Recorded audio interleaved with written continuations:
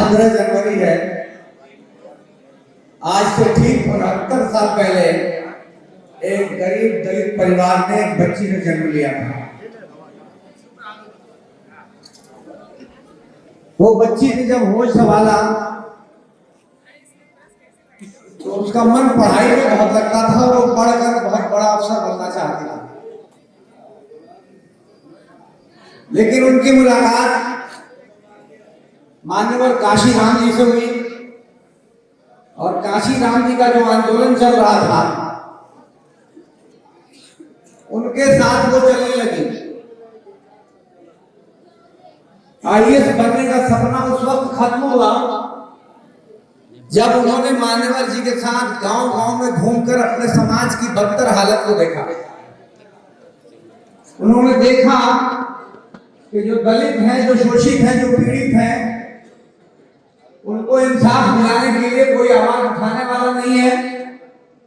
जब उन्होंने देखा कि गरीब तो गरीब होता जा रहा है और कुछ चंद लोग हैं जो हुक्मरानी कर रहे हैं और इनके साथ अन्याय कर रहे हैं, तो उनके मन में ये पीड़ा उठी कि समाज को ऊपर उठाने के लिए आखिर क्या किया जाना चाहिए। मान्यवर जी के साथ माननीय बहन जी चलती रही और उसके बाद का इतिहास आप सब लोगों के सामने है कि बहन जी ने न घर बसाया न शादी की और आपकी चिंता में अब 69 वर्ष की हो गई। मैं दुआ करता हूँ ऊपर वाले से कि बहन जी को अच्छा सेहतमंद रखें, बीमारियों से बचावें और लंबी उम्र दें, क्योंकि अभी देश के लिए बहुत कुछ करना है और जब तक बहन जी प्रधानमंत्री इस देश की नहीं बनेगी तब तक देश में लोगों को इंसाफ नहीं मिलेगा। और वो दिन दूर नहीं है कि जब समाज में बदलाव आएगा और लोगों को समझ में आएगा कि सत्ता किसके हाथों में होनी चाहिए। चूंकि समय बहुत कम है और बहुत देर हो गई, तो मैं नवनियुक्त अध्यक्ष हमारे जो हुए हैं शैलेंद्र और सिंधु जी, उनको भी बहुत बधाई देता हूँ और मैं पूर्व अध्यक्ष जो विजय जी हैं उनको भी बहुत बधाई देता हूँ कि देखिए ये होता है संगठन से लगाओ कि पद पे हैं तो भी वैसे ही काम करते हैं और पद पे नहीं है तो भी वैसे ही काम करते हैं। किसी को महसूस नहीं हुआ कि कौन पद में क्या बदलाव हुआ। और यही बहुजन समाज पार्टी के नेताओं की और कार्यकर्ताओं की खूबी है जो दूसरे किसी दल में दिखाई नहीं देती है। मैं इसलिए दोनों अध्यक्ष को, वर्तमान अध्यक्ष को भी और पूर्व अध्यक्ष को भी बहुत बधाई देता हूँ और जो वर्तमान अध्यक्ष हैं उनसे एक अनुरोध करना चाहता हूँ, एक सुझाव भी देना चाहता हूँ कि जो मीटिंग होती है तो इस मीटिंग का समय इतना लंबा हो जाता है कि मुख्य अतिथि की जब बोलने का समय होता है तो 25% लोग ही बचे रहते हैं। तो एक तो ये अगर संभव हो कि 2 घंटे में ये कार्यक्रम समाप्त किया जाए तो फिर कोई यहाँ से जाएगा नहीं।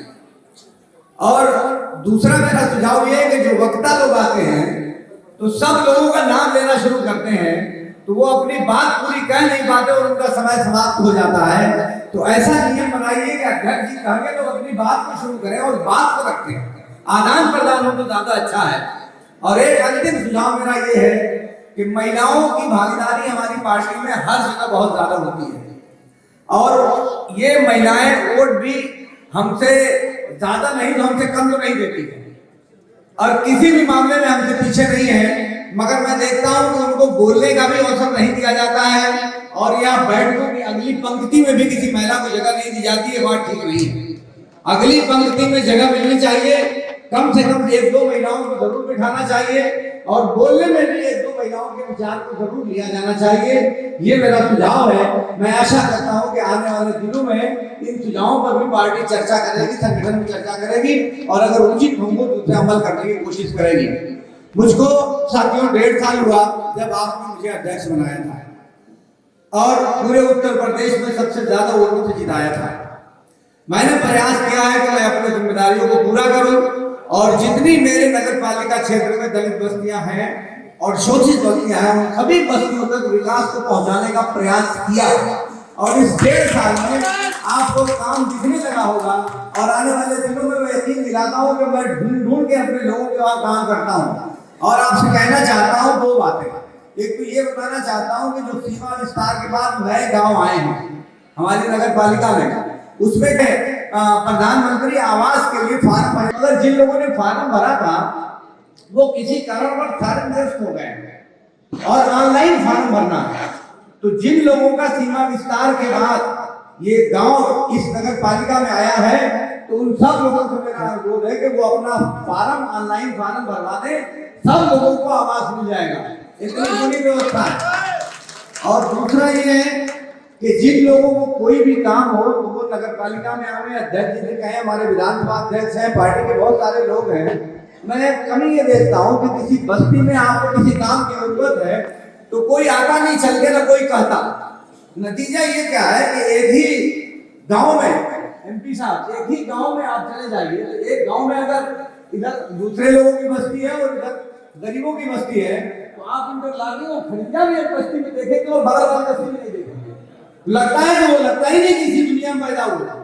तो इसमें इसका कारण कुछ तो जो समाज में दो प्रकार का व्यवहार है वो एक कारण बड़ा है। लेकिन ये जो दूसरा कारण मैंने महसूस किया कि आप अपने काम और अपने हक के लिए दो कदम चलते नहीं हैं। तो अपनी बात को कहना चाहिए, मोबाइल का युग है, मोबाइल से कहिए, हमारे पास दरखास्त लेके आइए और अपनी बस्तियों को, अपनी अपनी बस्तियां जो आपके नगर पालिका क्षेत्र में जो लोग हैं, मेरे रहते हुए मैं चाहता हूं कि उन सारी बस्तियों में जो मूलभूत सुविधाएं हैं उन सुविधाओं को आप तक पहुंचा दूंगा। मैं उम्मीद करता हूं कि आने वाले दिनों में आप लोगों का सहयोग इसी प्रकार मिलता रहेगा और मैं आपके काम जितना ज्यादा आऊंगा उतनी ज्यादा मुझे खुशी होगी। जय भीम, जय हिंद।